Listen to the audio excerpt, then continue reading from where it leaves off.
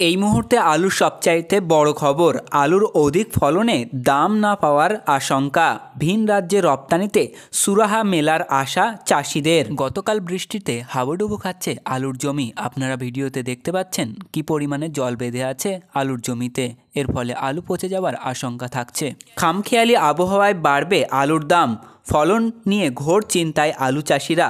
বাঁকুড়ায় আলুর দাম নেমেছিল 5 টাকায়, তারপরে সরকারের উদ্যোগ যা হলো, আলুর অভাবনীয় ফলন, ছোট চাষিদের স্বার্থে আগাম পদক্ষেপ রাজ্যের। হিমঘরে আলু মজুতের নির্দেশ, ক্ষুদ্র চাষিদের জন্য 30% জায়গা সংরক্ষিত থাকবে।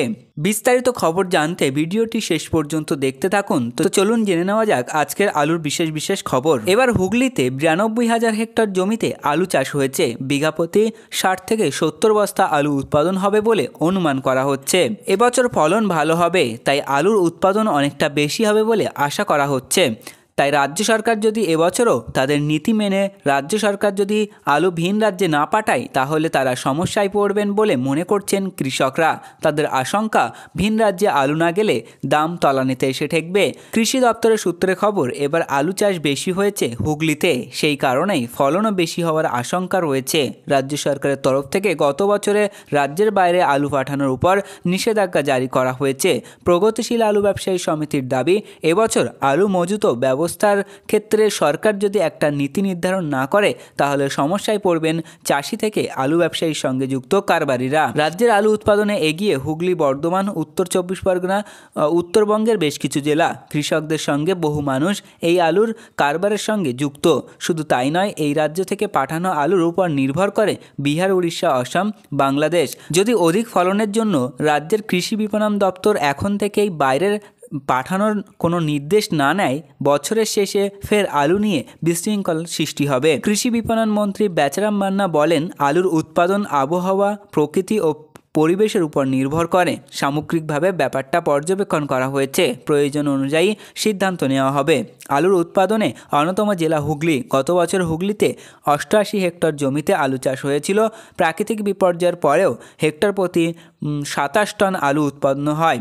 এবছর 92,000 হেক্টর জমিতে আলু চাষ হয়েছে। বিঘা প্রতি 60 থেকে 70 বস্তা আলু উৎপাদন হবে বলে আশা করা যাচ্ছে।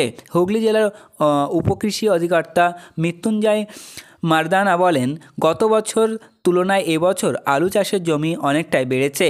আলু গাছ ভালোই হয়েছে, রোগ পোকার আক্রমণ নেই, তবে আলুর কাণ্ড পচার লক্ষণ দেখা গিয়েছে ইতিমধ্যে। আলু গাছ রক্ষায় চাষিদের পরামর্শ দেওয়া হয়েছে। গত বছর হেক্টর প্রতি 27 টন আলু উৎপাদন হয়েছিল, এবছর তার তুলনায় অনেকটা বেশি হবে বলে আশা করা যায়।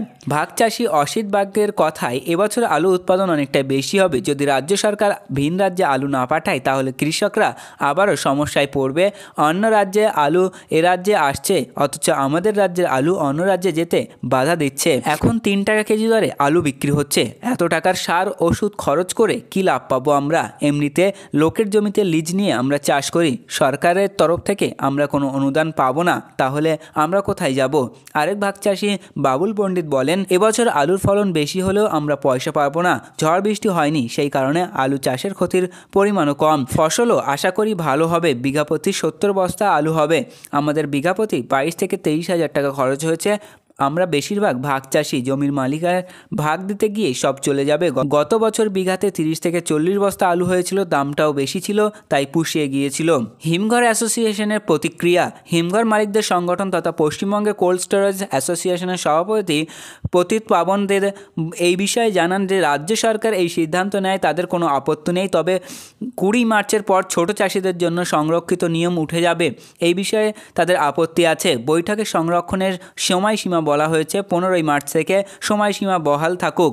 হিমঘরের ভাড়া বৃদ্ধির দাবি। এই বৈঠকে অ্যাসোসিয়েশনের পক্ষ থেকে হিমঘরের ভাড়া বৃদ্ধির দাবি তোলা হয়। সংগঠনের দাবি, অন্যান্য রাজ্যের তুলনায় পশ্চিমবঙ্গের হিমঘরের ভাড়া অনেক কম। এর ফলে বহু হিমঘর ক্ষতির মুখে পড়েছে, তাই তাদের স্বার্থে দিকটাও একটু ভাবা হোক। ফলে যাই হোক, সরকারের নির্দেশ মানতে রাজি হলেও সংরক্ষণের সময়সীমা নিয়ে হিমঘরের মালিকদের অসন্তোষ রয়েছে।